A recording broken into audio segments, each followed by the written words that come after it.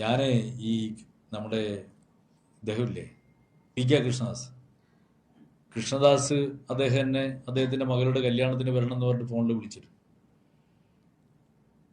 കല്യാണം എൻ്റെ നാട്ടിലാണ് നടക്കുന്നത്, എൻ്റെ പഞ്ചായത്തിലാണ് ആ കല്യാണം ഉള്ളത്. ഞാൻ കല്യാണത്തിന് അവിടെ പോയി. കല്യാണത്തിന് പോയിട്ട് ഇറങ്ങുന്ന സമയത്ത് സുരേഷ് ഗോപി കാറിൽ കയറി അവിടുന്ന് പോകാൻ നോക്കുകയാണ്. അപ്പോൾ പരസ്പരം കണ്ടു. സുരേഷ് ഗോപി എന്ന് പറഞ്ഞാൽ രാജ്യസഭ അംഗമായിരിക്കുന്ന സമയത്ത് രാജ്യസഭയിൽ ഉണ്ടായിരുന്ന ആളാണ്. അതുകൊണ്ട് നല്ല പരിചയമുണ്ട്. ഡൽഹിയിലുള്ള സമയത്ത് പലപ്പോഴും പല കാര്യങ്ങളും സംസാരിക്കാറുണ്ടായിരുന്നു. അദ്ദേഹം വിഷ് ചെയ്തു, ഞാനും വിഷ് ചെയ്തു.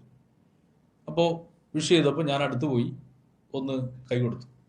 അദ്ദേഹത്തോട് ഞാനൊരു കമൻറ്റ് പറഞ്ഞു, ഒന്നുമില്ല, എൻ്റെ നാടാണ്, ഇതെൻ്റെ നാടാണ്.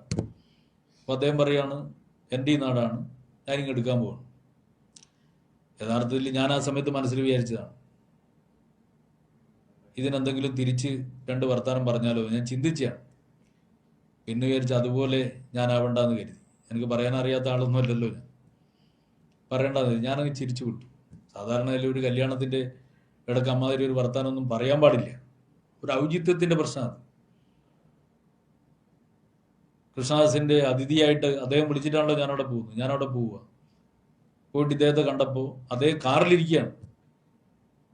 കാറിൽ കയറി പോകാൻ നോക്കുമ്പോൾ വേണമെങ്കിൽ കൈ കൊണ്ടൊരു ടാറ്റ പറഞ്ഞ് എനിക്കും അങ്ങ് ഇറങ്ങാം. പക്ഷെ ഞാൻ പോയിട്ട് അടുത്ത് പോയിട്ട് അദ്ദേഹത്തെ വിഷ് ചെയ്തു.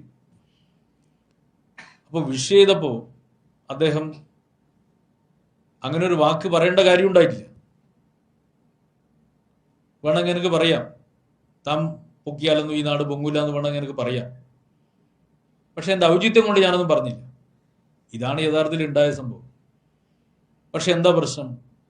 അതിനെപ്പോലും ഇതാണ് ഏറ്റവും പ്രധാനപ്പെട്ട ഈ ലീഗുകാരുടെയും കോൺഗ്രസിന്റെയും ഒരു രീതി. ഞാൻ പറഞ്ഞല്ലോ, കുന്നോത്ത് പറമ്പ് യഥാർത്ഥത്തിൽ കോലീബി ഉണ്ടാക്കുക,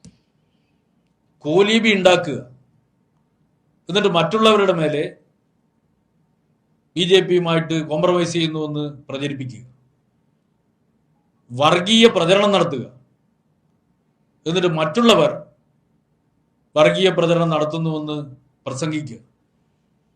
ഇതൊരു പുതിയ തന്ത്രമാണ്. ഇതാർക്കും മനസ്സിലാവുന്നില്ല എന്ന് നിങ്ങൾ ധരിക്കണ്ട. വടകരയിൽ പരീക്ഷിച്ച ഒരു തന്ത്രമായിരുന്നു.